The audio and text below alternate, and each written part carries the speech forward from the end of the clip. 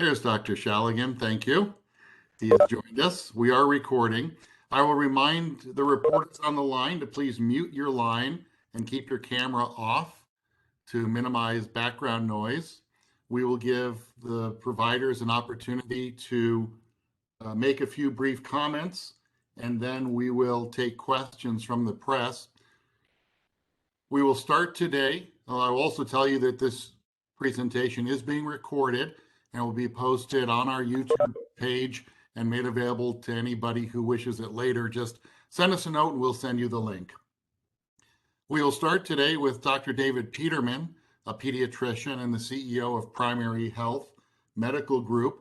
He'll sort of put everything in context, and then we will hear from Dr. Nick Shalygin from St. Alphonsus, a neonatologist, Dr. Jennifer King, whom you may have heard from briefly a moment ago, who's our pediatric hospitalist director, Dr. Kenny Bramwell from St. Luke's Children's, and I saw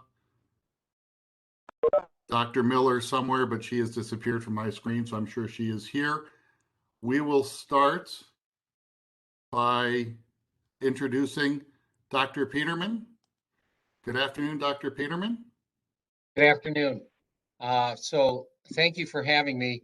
Let me begin by a couple of comments. Many in the news media have seen me.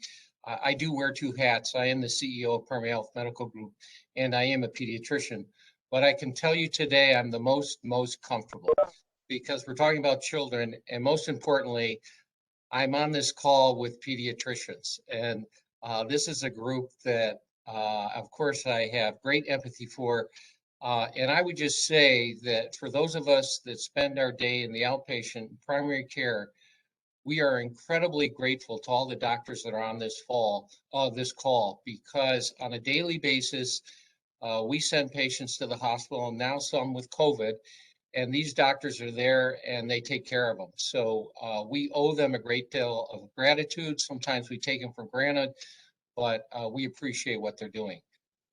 I'm going to be very quick. I'm going to show some national statistics and then some unique data that we have at Primary Health that really I don't think anyone has quite in the format that we have it. So this will hopefully set the stage for the other pediatricians to give you a sense of what's going on in their various areas.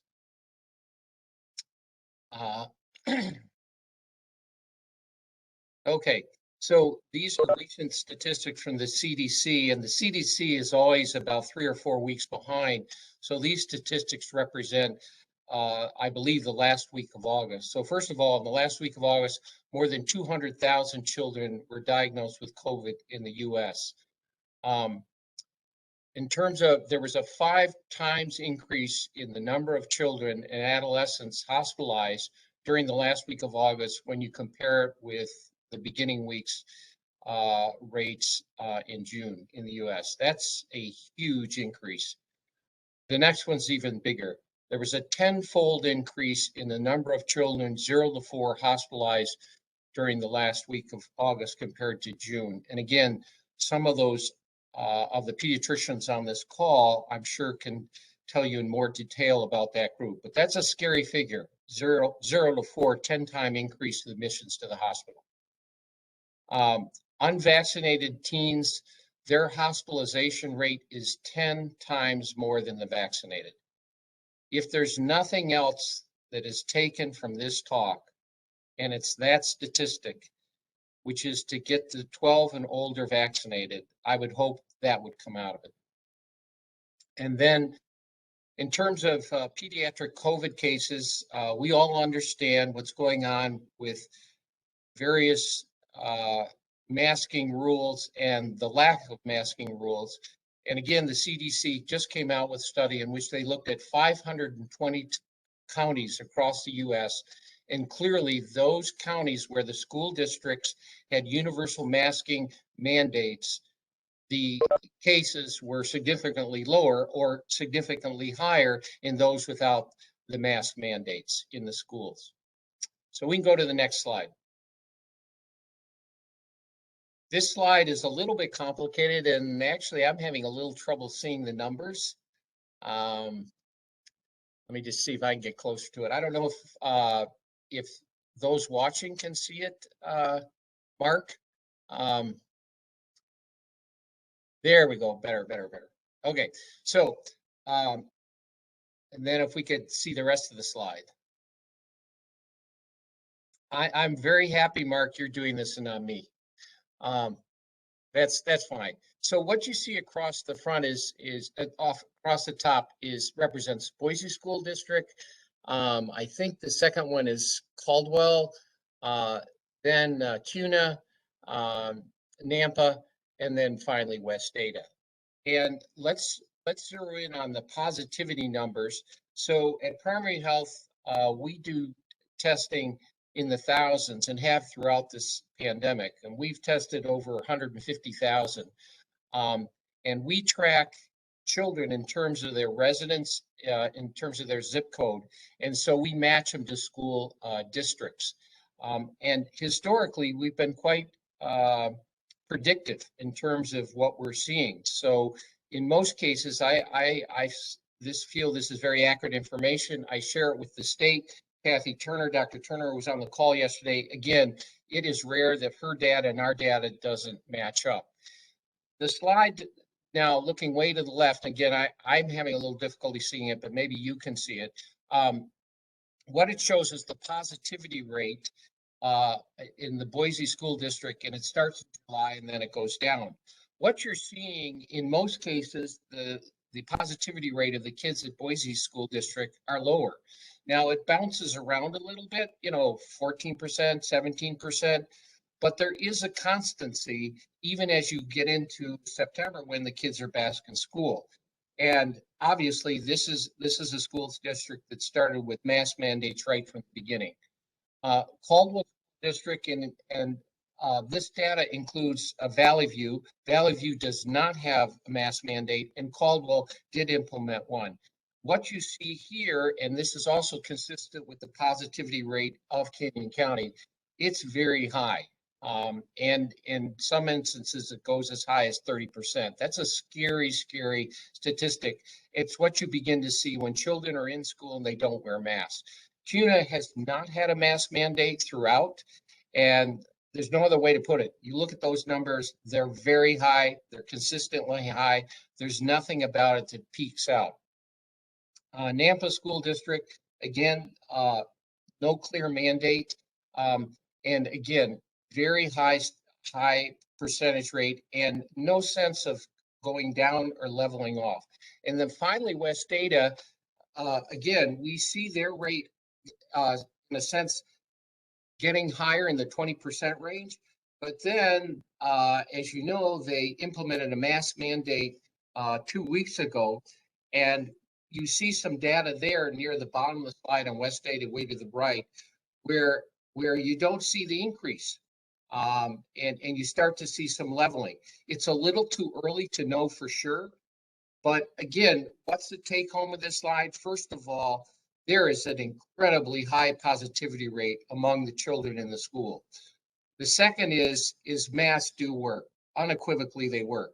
The third thing I would say is each school has its own dashboard. Their testing varies in terms of who they're doing, whether it's symptomatic, asymptomatic. Some of the tests are the quick tests, which aren't as accurate, and some are the PCR. Again, that's why you may not see our data as exact as theirs. That's all I wanted to cover, and I'm going to mute, turn my video off, and I'm available for questions. Thank you, Dr. Peterman, and I apologize for the technical difficulties on the slide. We will be able to send that slide deck to any reporters who would request it. Just let me know and we can send that along, and my apologies for it not being full screen. Dr. Nick Shalygin is a neonatologist at St. Alphonsus and Medmax. So I will turn it over to Dr. Shalygin, who will talk about what he's seeing in the NICU at St. Alphonsus. Doctor. Thank you. Hopefully you could hear me. If not, let me know. Okay, I see one thumbs up, so I'm going to go with that. I guess I'll just kind of give a little brief synopsis and then leave room for questions. I'd say the biggest thing we're noticing here in the NICU is our census has gone up quite a bit. I mean, whether or not that was going to happen related to COVID or not is unclear, but we definitely have a significant increase in babies who are born to COVID positive mothers. Thus far, none of those recently have actually tested positive for COVID. We did have one baby about 1.5 years ago when this all started, who did actually test positive, but had other complications related to the birth that may have been attributed to that. But as of late, we're seeing an increase of babies who are born prematurely solely due to the mothers, the adults, having complications with their COVID disease, and those babies prior to being born were showing no signs of distress as we would usually expect when we deliver or admit premature babies. I can't speak to too many specifics without breaking HIPAA or giving out too much information regarding specific patients, but I will just say that we're seeing premature babies having certain complications related to prematurity because they had to be delivered for usually respiratory declining status of the mother, and now some of those babies are showing or having complications of just being born early. Others are just sicker than we would expect. Like I said, we do have about 7 babies currently that have been born for those specific reasons due to maternal COVID disease. And they're various gestational ages, and they're all, when you relate them or match them up to equivalent gestational age babies, are definitely appearing to be sicker than we would have expected, even though they've all tested negative thus far for COVID, but they're showing certain complications that we don't usually see in those babies or haven't been seeing, and they're with us longer. And that's the biggest thing we're noticing, and it's obviously adding to our census, adding to the kind of just the overall stressful environment that it is for a parent to have a baby in the NICU, and now the parent has COVID and is separated from the baby in the NICU. And so we're kind of dealing with all sides of that, dealing with the mothers who are often sick and in the ICU themselves, and then they can't be around their babies. And if the dad's tested positive for COVID, they can't come into the NICU. So there's this separation of the family that we're also noticing, and that's having an effect on us, on the staff, obviously on the parents. I would say that's kind of my little synopsis of what we're seeing in the NICU, and I'm happy to answer more specific questions about that. But as an overall, just kind of little summary is we're seeing babies born to COVID positive mothers that are sicker than we would expect them to be, and they're staying in the NICU longer, and that's obviously attributing to a higher census, more staff needed, staff working longer and hours and more days. And yeah, I think I'll leave it at that, just so that there's room for questions, unless somebody wants me to touch on something else more specific. Thank you, Dr. Shalygin, and I got your title. You're with Mountain States Neonatology and the St. Alphonsus NICU. I apologize. Oh, yeah. I mean, it's I'm okay with that. I don't fully. I mean, yeah. I work here in the NICU. Who is on which part of my scrubs is kind of irrelevant to me, honestly. But yes, that's okay. Well, thank you. Next, we'll hear from Dr. Jennifer King. She's a pediatric hospitalist director at St. Alphonsus Regional Medical Center. Dr. King. Hello, can everybody hear me? Okay, great. So we here at St. Alphonsus are just like St. Luke's. We are our top priority is taking care of our infants and children's. And we have many children in our system across our different hospitals in the state. And those children, if they need hospitalization, come to the Boise campus here.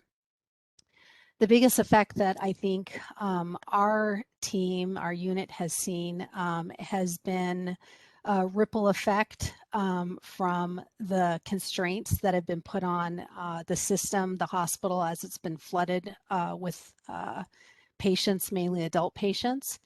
And so we've had to, and again, as the NICU census has really picked up, we've had to redistribute our staff. And so we've been dealing with some staffing constraints in the past, but we've found our way through that, and we're able to take care of kids like we always have been and deliver excellent care.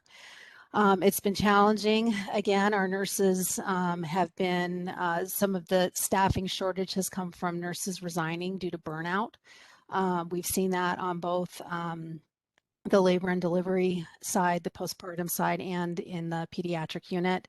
In addition, every time a nurse gets exposed at work or through, their own personal life, and they call out, that puts a strain on the system too. And we've just had to, like I said, kind of work as a team together to kind of get through this. So we are anticipating this season to have a very busy respiratory season. So it's very concerning that we're seeing an uptick in the COVID admissions, because that's going to put a strain on all the hospital systems in the state. We are seeing diseases or infections early this year. Usually our respiratory season, we see a lot of respiratory syncytial virus, which is RSV. We started seeing that this summer, which was very early, and that wasn't just in Idaho, that was across the country. And we know that RSV and COVID together can prove very deadly for kids, so we're very concerned about that. In addition, as we've seen people just being, tired and tired of hearing about the mask, not wearing the mask, not getting vaccinated, not taking the precautions to prevent COVID, that means they're also not taking precautions to prevent all the other infections that are out there, influenza, rhinovirus, enterovirus. And so we're anticipating seeing a lot of that this winter. It's the other thing we've seen an uptick in is suicide attempts during the pandemic. I'm very concerned about the mental health effects that this pandemic is having on kids. Kids are having to deal with loss and grief at earlier ages, times in their lives when they shouldn't have to, because they're losing family members who were not vaccinated. And worry about all the kids being out sick from school, the missed days of school. I can personally speak to that as a mom. Anytime, my child has any symptom, they go down to the nurse's office, they are sent home. Can't return without a COVID test. And so we've got kids missing a lot of days of school right now. Yeah, it's concerning on many different fronts. Dr. King, thank you. And we will obviously have time for questions after this. So thank you very much, Dr. King.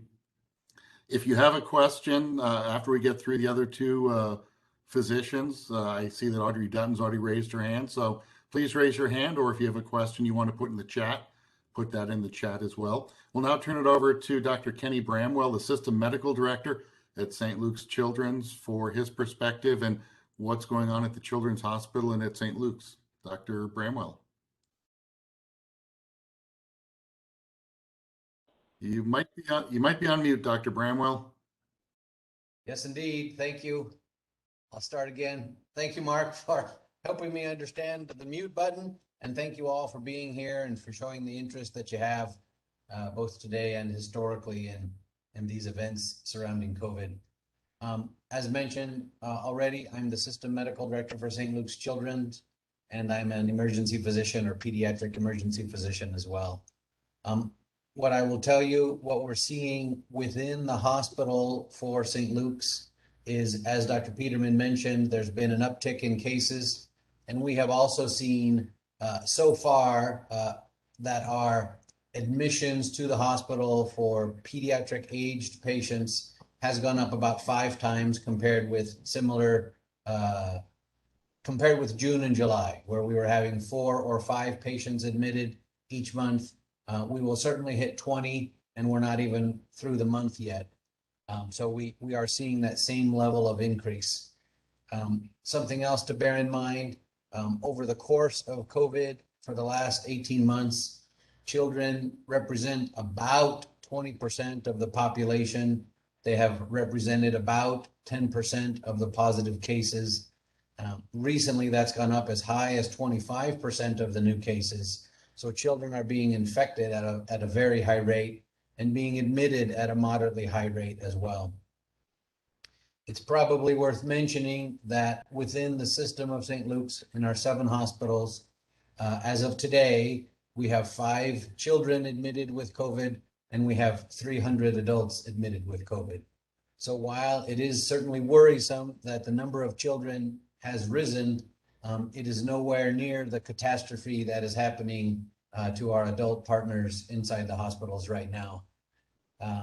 The hard thing to sort of bear in mind is that that this is just where we are in crisis standards of care, and the hospitals being overwhelmed. The pediatric population so far, fortunately, has represented a relatively small number of these admissions. It's certainly worrisome that we're seeing this uptick, but it's not the sort of panic level admissions that we're seeing in adults. Many other parts of the country who are farther down this road than we are have seen that this continues to worsen, and that's our biggest concern, is that these cases will continue to rise, and we will potentially reach a point where there are restraints about the care that we can offer to children. We are not there now. We have an adequate number of beds for the patients that are children who need to be admitted. We have an adequate number of staff to care for them. So I want to reassure everybody that right now, both our pediatric hospital general area, as well as the pediatric intensive care unit, have space to take care of additional children. We certainly don't want more COVID patients, but if they do happen, we are able to care for them. The other thing that I wanted to mention is that September looks like it will certainly be the highest month we have had thus far as COVID patients admitted to the hospital who are children. So this is sort of playing out the scenario that has been seen all across the country, where things are just at a point where it has reached a critical level of numbers of patients who are admitted to the hospital. You know, I want to really emphasize with everybody that the other things that we're doing to try and keep people out of the hospital, we have expanded the hours that we're able to care for patients in our general pediatrics clinics. We have also opened up what we have called a high acuity clinic, which is patients who are too sick for our clinics or too sick for an urgent care. And rather than having those patients who may be dehydrated or having an asthma exacerbation, rather than having them go to the emergency department, we've opened up this additional clinic within the walls of our children's pavilion to try and ease the burden for these families and for the emergency departments, to allow them another place to go to get rehydrated or nebulizer treatments, as examples. I'm happy to answer any additional questions as they come up, and I just really appreciate the solidarity here today. Thank you. Thank you very much, Dr. Bramwell. Dr. Lauren Miller is Perinatal Health Director at St. Luke's Health System. I don't see that she has a camera with her today, but certainly she can address the concerns. And if I've misread the screening view of your camera, please turn your video on. Otherwise, here is Dr. Lauren Miller.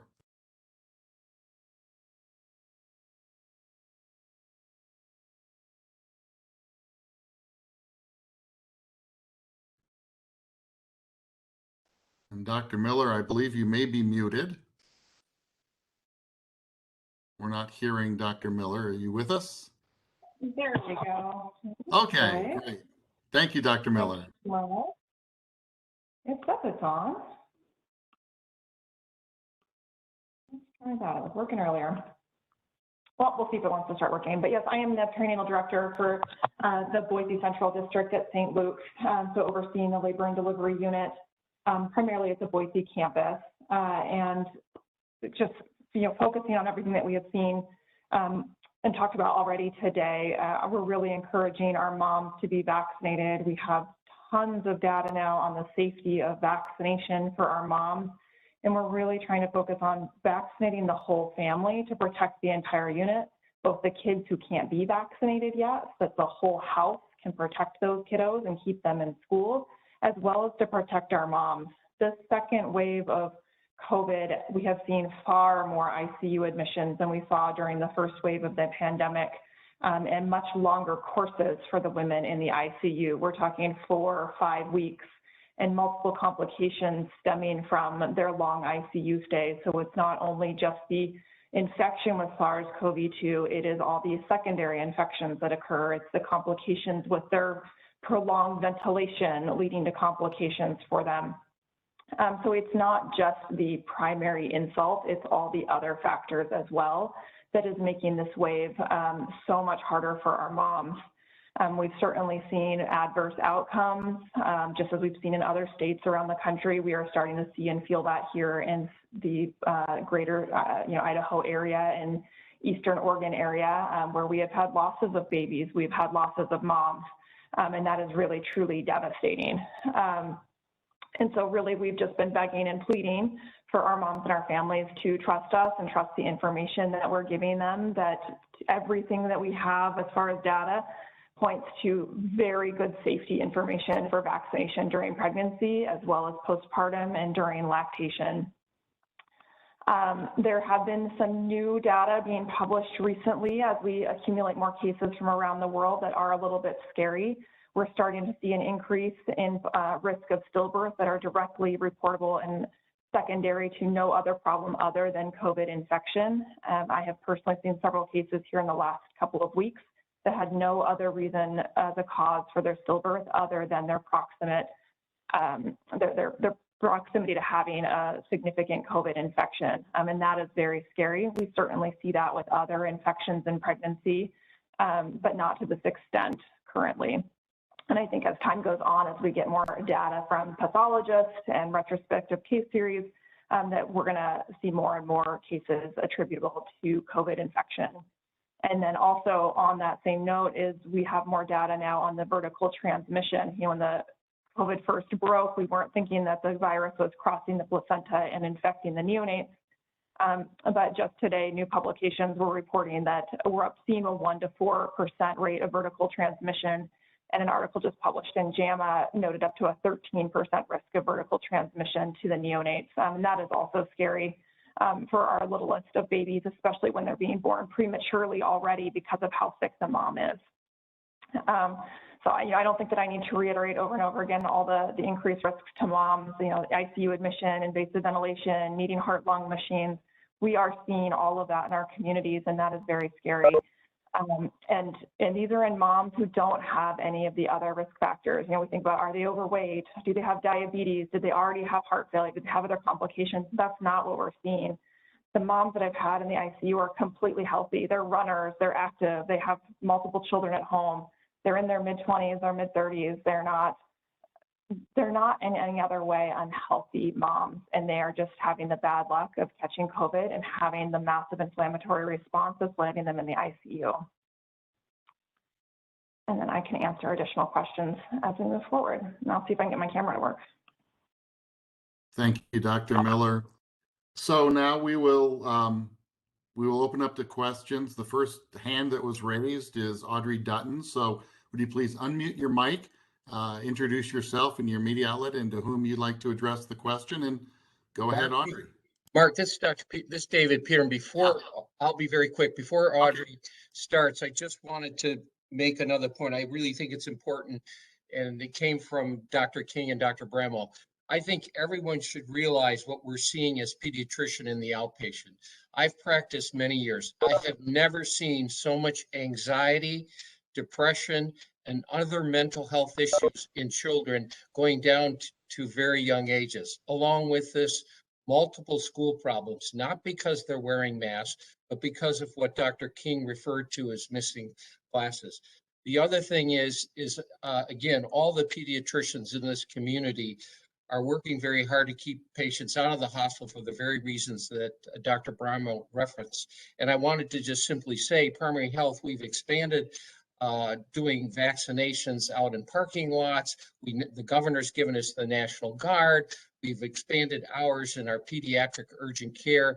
That's all in a response to what our job is, which is to try and keep children out of the hospital and allow them to do what they can do. And I'm sorry to interrupt, and I'll go ahead and mute. No, that's fine. Very, very good points, Dr. Peterman. Okay, Audrey Dutton, you're first up today. Hey, thank you everyone for doing this. We all had a lot of questions yesterday at the media briefing, so I'm glad we're able to ask you directly questions. I'm Audrey Dutton from the Idaho Capital Sun, and I was wondering, Dr. Shalygin, or any of the other folks on the call, if you could talk about what the complications you're seeing in babies are that you wouldn't expect to be seeing even in premature babies. I guess I will start that, and if anybody else wants to add, they can. Without obviously breaking HIPAA, but I guess I can say certain conditions without saying which patients they happen to. I guess the most notable one is we had a baby who was recently maybe born about a month and a half earlier than normal and had a pretty significant I guess we call it a pneumothorax, which is an air leak where somehow air gets outside of the lung, and for one reason or another, and it causes one of the lungs to collapse and maybe kind of cause respiratory failure in that infant. Not something we typically see in that exact age range that this baby was in. And this was significant enough to actually require a very kind of higher end, I guess I should say, hard to say, explain it, but a ventilator that we reserve for babies that are kind of really having significant issues, and also needed a chest tube to help evacuate all the air out. Both of those things not entirely common.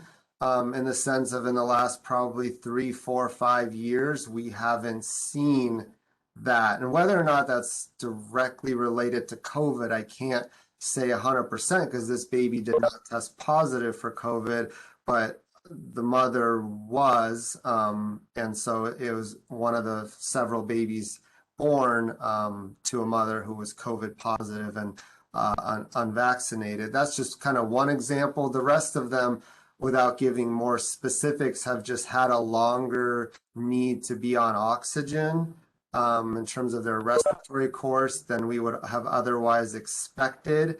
And then a couple that have had more, I guess, prematurity related issues solely because they were born premature, meaning we could have probably avoided those things had they made it to term. Again, all of that is hypothesizing that they would have made it to term without the mother getting COVID. But that's, I'd say in a more general statement, we're just seeing more respiratory disease, whether that's an inflammatory kind of picture that is happening, in the lungs of these infants. It's still a little bit unclear, but they're just overall respiratory wise sicker than would be expected. I don't know. Hopefully that answers your question a little bit. Dr. Miller, welcome. We see your camera is now functioning. So I don't know if you heard Audrey's question or if you have any input or anything you'd like to add to what Dr. Shalygin had to say.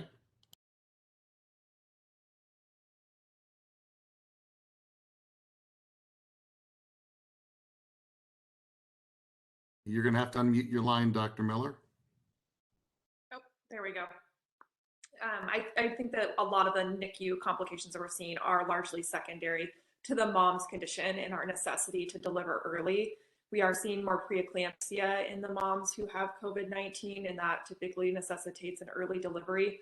So I think a lot of that prematurity that we're seeing, and down the road, we might find that there is more of an inflammatory response that's occurring in these kids, leading to some more of the respiratory issues, but that's data that we just don't have yet. Okay, thank you, Dr. Miller. The next hand up is Melissa Davlin. Thank you, Mark. This is Melissa Davlin from Idaho Public Television. This question, I think, is for Dr. Miller. Can you give us an idea of either how many stillbirths related or potentially related to COVID-19 or a percentage change that you've seen in the last couple of months?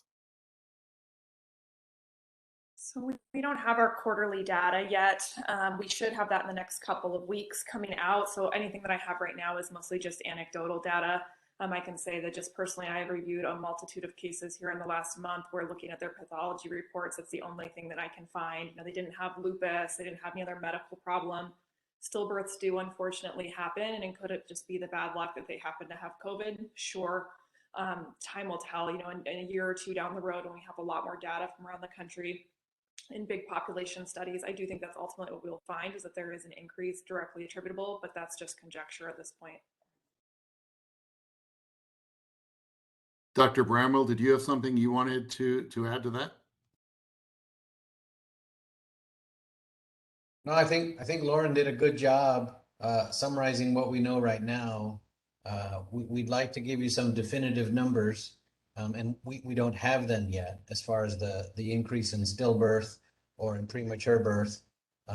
It certainly feels like there is an increase that's relatively large in both of those problems. Complications from pregnancy, stillbirth, preeclampsia, and needing to do a delivery sooner than would be ideal because of the COVID infection that the mom has. So it certainly feels like all of those things have trended upward, but I'm afraid we don't have definitive numbers to share with you yet. Thank you. And I have another question after other people have had their You've first. got a couple more in front of you, then Melissa will come back. A question in the chat from Corey Evan from the Independent Enterprise in Payette, who has no microphone. So he's asking via chat, and I will read it, and whomever would like to cover this, he'd like to know at what point, what recommendations do you make to government officials about any possible return to restrictions on businesses or gatherings like those which were in place in phases 1 to 3 earlier in the pandemic? And that's addressed to anybody. I'll go ahead and answer it initially. Again, some numbers to bear in mind based on our hundreds of patients in our hospitals each day right now. What I would emphasize more than anything else is the importance of vaccination.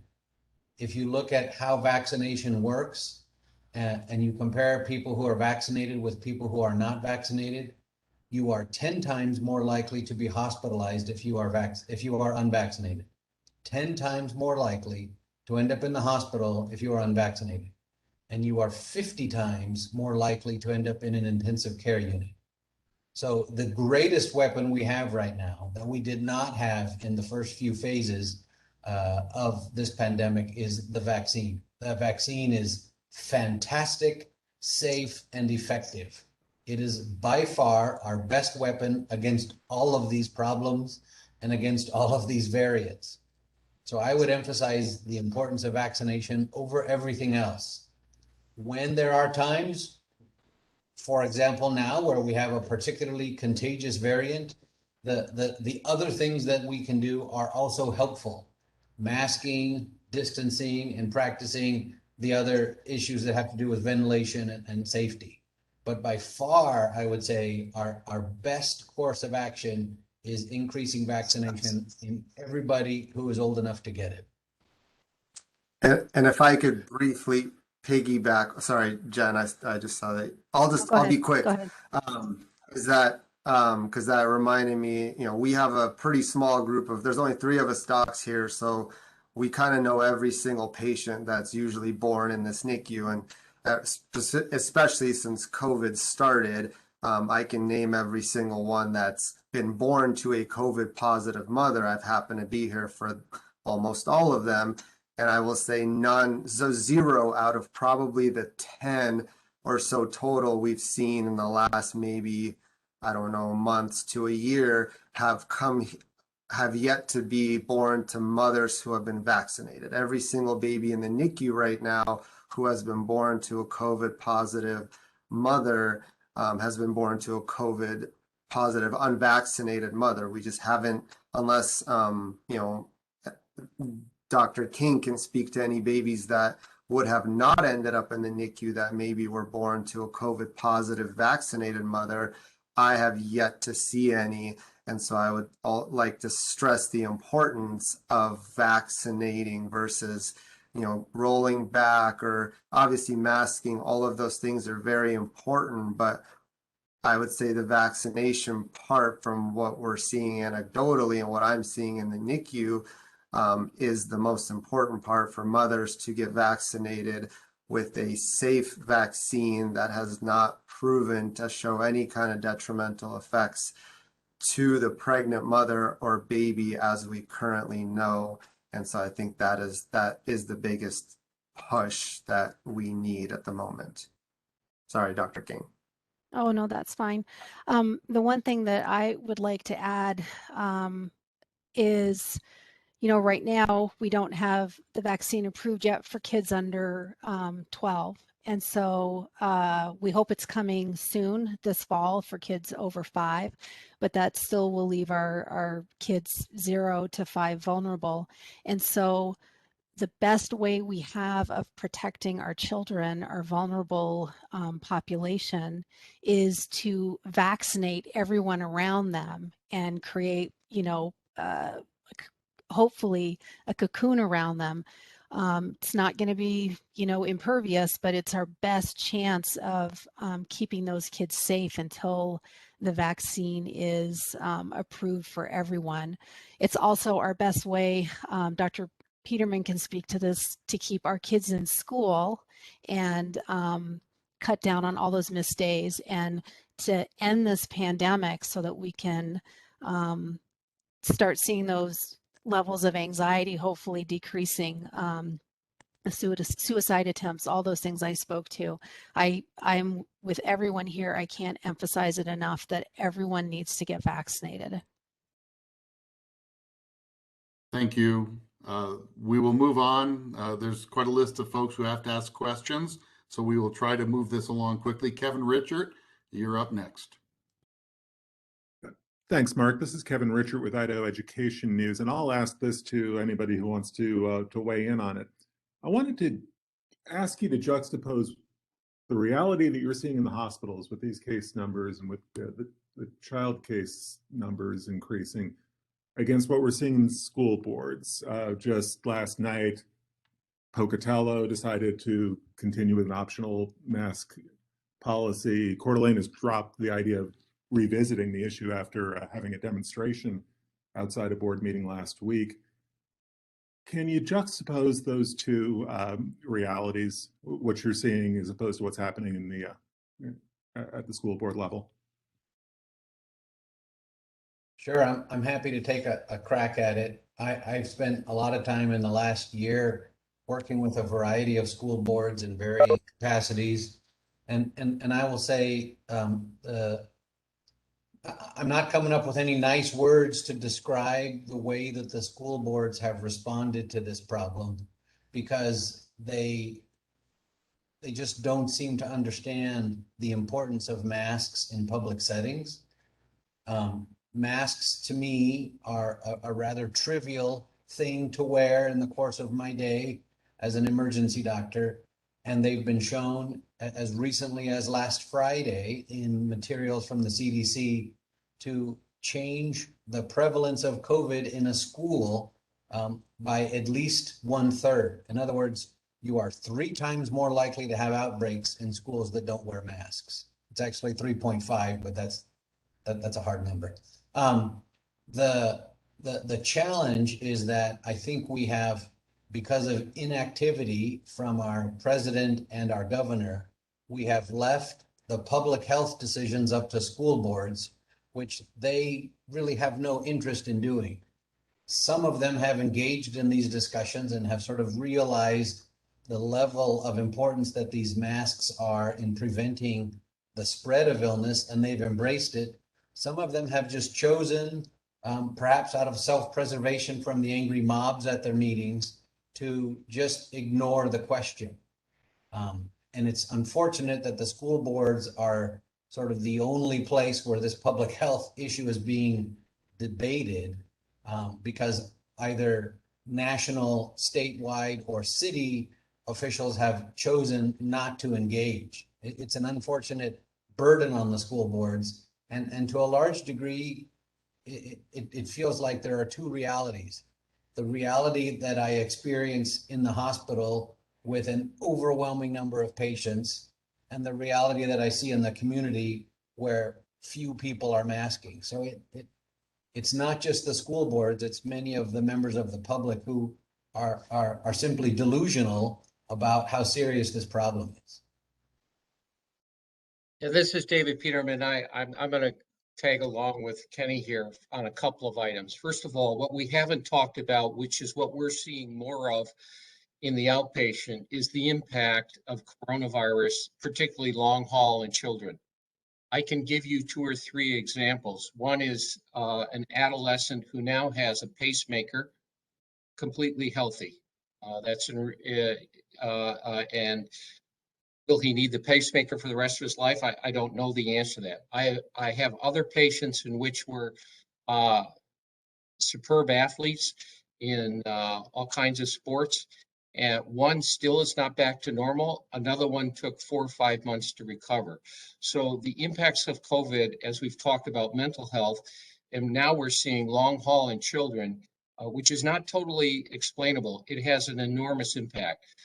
I also, sometimes together with Kenny, have been working with school boards and county commissioners. I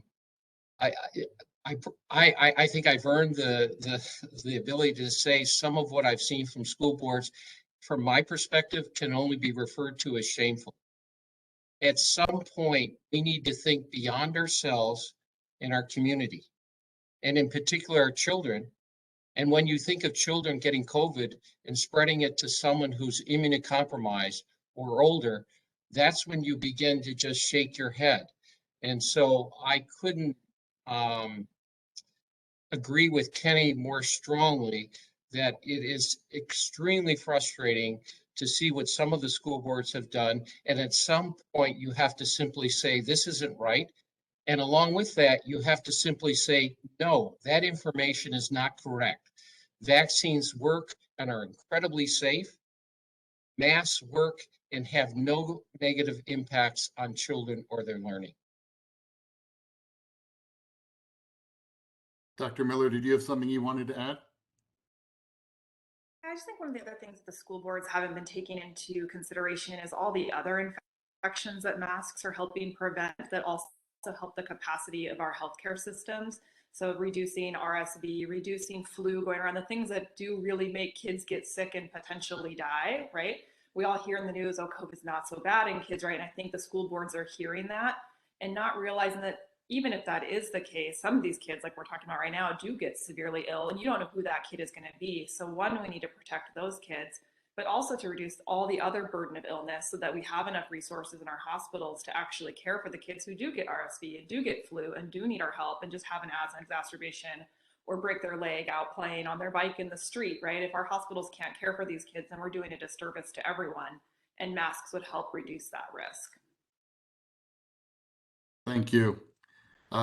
Rachel Cohn will be next, followed by Jack Schemmel, and then Ian Stevenson, and then time permitting, we'll circle back. And then I see Nicole Blanchard is now logged on and has got her hand raised. We have about 8 minutes left. I'm willing to kind of prolong this if the providers have availability, but let's try and move through these. So Rachel Cohn, and then Jack and Ian, you're kind of on deck and in the hole. Hi, this is Rachel from Boise State Public Radio. I think this question is for Dr. Bramwell. I was wondering how severe illness from COVID is presenting in children who are sick enough to be hospitalized, and if it's any different compared to for adults. Yeah, thanks for the question. I will say we're seeing a lot of different levels of illness in our admitted children who have COVID.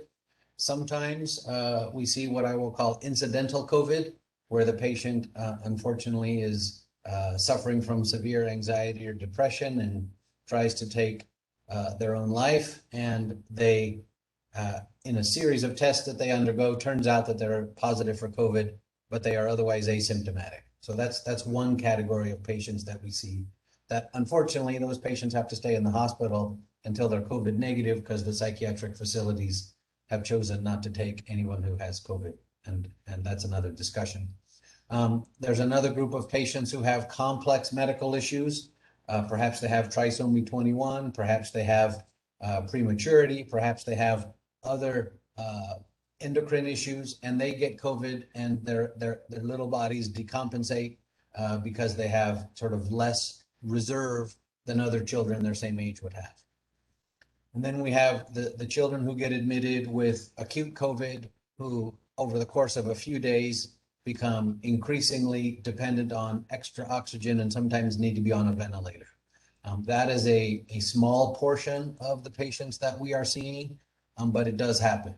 Interestingly, that sort of acute respiratory COVID is apparently rarer in school-age children than it is in adults, teenagers, or somewhere in the middle. And then the last group of kids that we see have MISC, which is multi-system inflammatory syndrome in children, which is a set of complications that happen about 4 weeks after the patient gets exposed to COVID. And then at the 4-week later point, they have problems with their hydration status, problems with the significant inflammation in their little bodies, and other things that require them to be admitted to the hospital. So those are, in broad strokes, the categories of patients that we're seeing. Thank you, Dr. Bramwell. Next up is Jack Schemmel from KMVT. Ian, you're on deck, and Nicole, you would be after that, time permitting. Okay, this question is not necessarily geared towards anyone. Anyone could answer this one. It's kind of been touched on in health and welfare meetings. From your guys' perspective, is it kids getting sick at school and bringing it home, or is it, is it the community spread that's bringing it into schools, or is it the schools bringing it home to parents and stuff like that in terms of COVID-19? Or from what you guys can say on that sense? Yeah, we have the data to substantiate that. There's no question. In fact, out of 25 of our most recent employees who've had a positive test, 23 of them actually have had breakthrough. That is, they've had 2 vaccinations. And in all 23 of these, it's a family member. The majority are their children, a few are spouses. And that's very consistent throughout our statistics. All right, thank you very much. Up next is Ian, followed by Nicole, and then we'll circle back to Audrey, who's got her hand up, time permitting. Thanks. This is Ian from the Statesman. So this is sort of a 2-part question. I'm not sure who it's for. I'd heard that there was some discussion at hospitals of putting adult patients in pediatric intensive care wards due to a lack of space. Has that been happening, and or is there a potential for that to happen at your facilities, and how might that affect the care that's available to children? And then I also wondered if someone might be able to speak to the differences between pediatric intensive care beds and adult intensive care beds. I can start to answer that. So I will tell you, in our children's hospital, as I mentioned earlier, we have 5 patients who have COVID, and in our adult hospital beds, we have 300 patients who have COVID. So in rough numbers, that's 30 to 1 right now.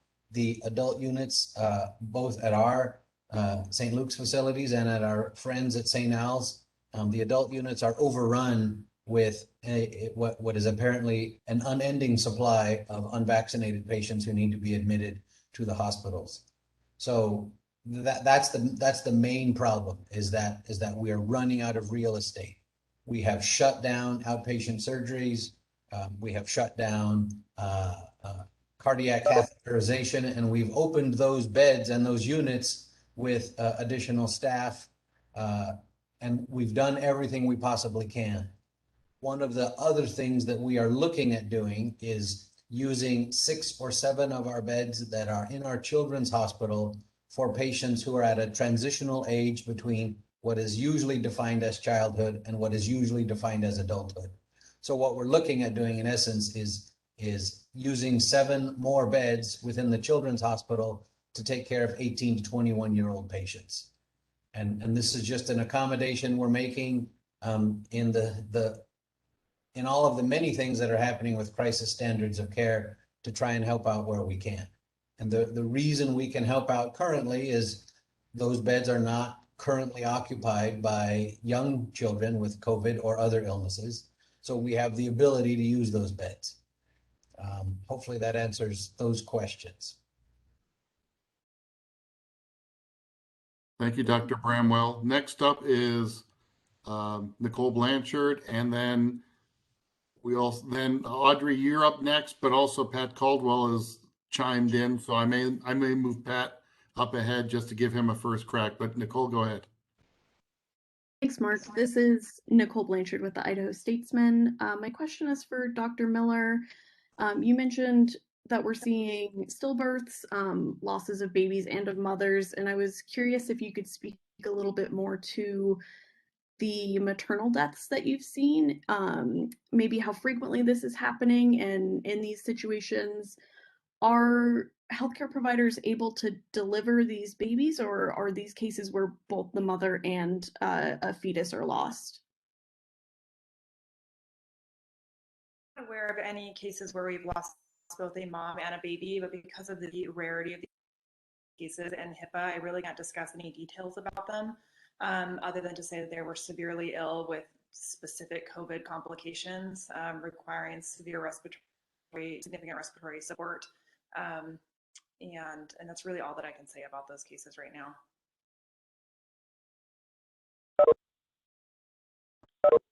All right, I see that Pat put his hand down, so we will circle back, and Audrey Dutton, you will have the last word, the last question this afternoon. Thank you. My question is about the unvaccinated teens, primarily those who would be eligible for vaccination. When you're talking with them or their parents, what are they saying about what led them to decide not to be vaccinated? Are the kids and the parents in agreement, or, the kids wanted it, the parents said no, parents wanted them to get it, kids said no? What are you hearing from people? Well, I can speak to that. I think I'm the only one who works in the outpatient. Yeah, I have not encountered something like this before in my practice with vaccinations. And there's 3 or 4 different types. I've had variations of this. I've had teenagers who requested the vaccine and their parents said no. I've had parents who are vaccinated and feel their child should have the right to say no. And then there's another class, which again, if you're in the outpatient, doesn't matter if you're a pediatrician, family doctor, internist, in which the adolescent, along with the parents, are just absolutely no, based on what I would call misinformation. I would also say there's nothing to be gained by confronting an adolescent, and particularly any of those on the call who've had children that are adolescents. That's not going to go well. And with COVID, it isn't going to go well to confront parents. I think what's remarkable to many of us in primary care is these are parents I've taken care of their kids for 15 years, 14 years. I have given them advice which they've taken on influenza vaccine, multiple other childhood vaccines. and sometimes antibiotics and whatnot. And they're very comfortable with that advice. And yet with so much misinformation on this particular vaccine, they're not willing to listen. And so at least my approach, and I think most primary care physicians, is not to confront, is to simply say, what information can I give you that would help you? And I'm here to answer any of your questions. That's been my experience. And while you're on, Audrey, I would be remiss if I didn't mention this. Every reporter that's on this call and children from the age 2 or older need to get their influenza vaccine. So again, I'm speaking from the outpatient. The idea of a twindemic, COVID and influenza, and particularly with children, is very frightening. So I encourage, first, all you reporters, and second, anyone who has children to get their influenza vaccine. And thank you. Thank you so much, Dr. Peterman. Good advice. Very briefly, we did have one last question in the chat. It's probably more appropriate for Dr. Bramwell, but I will toss it out there.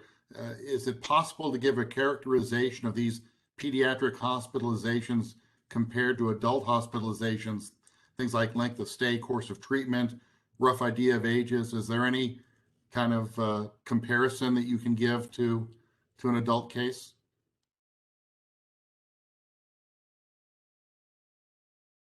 Well, that's a hard one. I don't think I have a succinct way to answer that. As far as numbers of days in the hospital, the one thing I will share is that the children, by and large, have more physiologic reserve and bounce back quicker and stronger than many of us who have gray hair are able to do. So by and large, they don't have the devastating consequences that many of our adults are having. So they're usually in the hospital for a shorter period of time, and they usually bounce back more effectively. Well, thank you very much. Again, I want to thank Dr. Peterman, Dr. Shalygin, Dr. King, Dr. Bramwell, and Dr. Miller for your time and your expertise. A reminder to all the reporters, we will be posting this on our YouTube channel when the video processes. So if you'd like to get that link, just send me an email and we will make it available to anybody who wants it. And if you would like to get a copy of Dr. Peterman's slide deck, let me know. Again, apologize for the technical difficulties shrinking it down on the screen.